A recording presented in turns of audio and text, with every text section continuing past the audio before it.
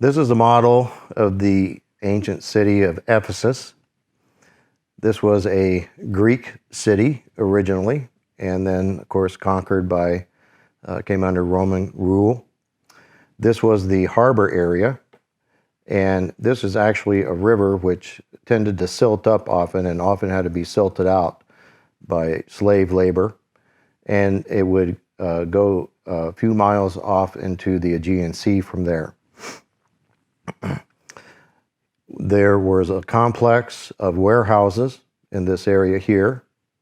And then there's a marble colonnaded street, which we see there are several of here at Ephesus, and we'll explain those just a little bit later. And then we have the harbor gymnasium and harbor baths, and then we have the theater gymnasium here.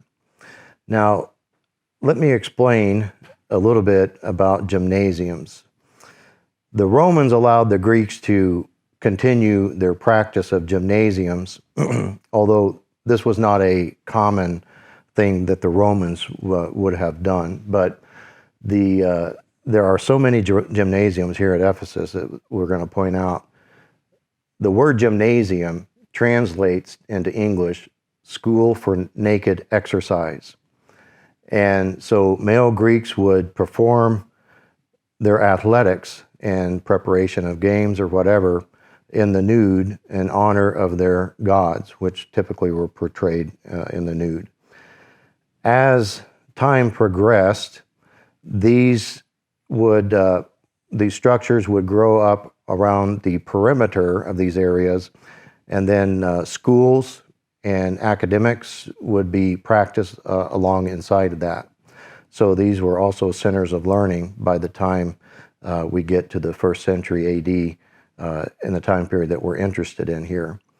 You would have had a circus that went into the side of the mountain, the side of the hill here, and again, for chariot races. Here we have a Greek-style theater, and how do you know if a theater is Greek or is it Roman? Well, the Greeks did not perfect concrete, the Romans did, so the Greeks had to build their theaters into sides of hills or into mountains. It made it so much easier to build because they had to actually cut the stone for each piece, so it was much more labor intense.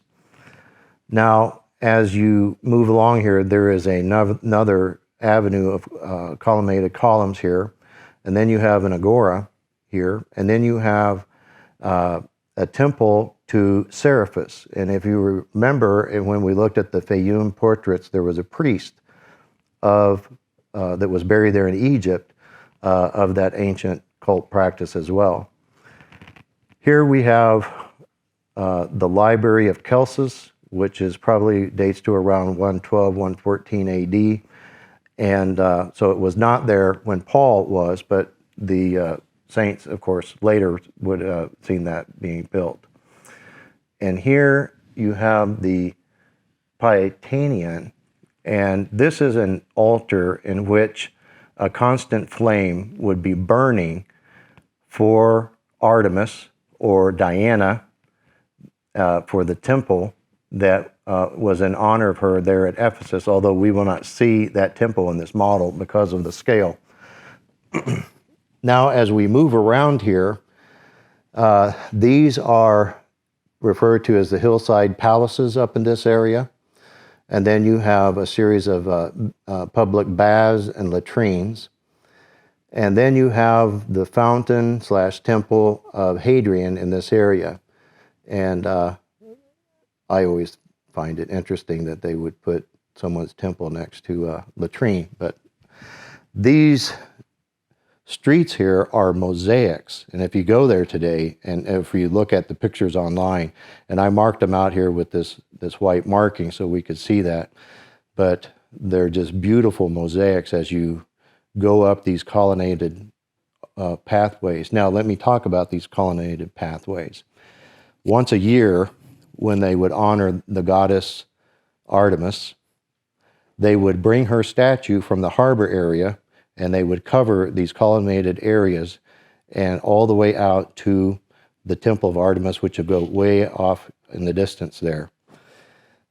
If you recall there in Acts 19 is the city official there refers to her image which fell down from heaven. There was a meteor strike, and the Greeks believed that Artemis had come down from heaven there at Ephesus, and that's why it became one of the great centers of the ancient world. Alexander the Great came to Ephesus to worship there. The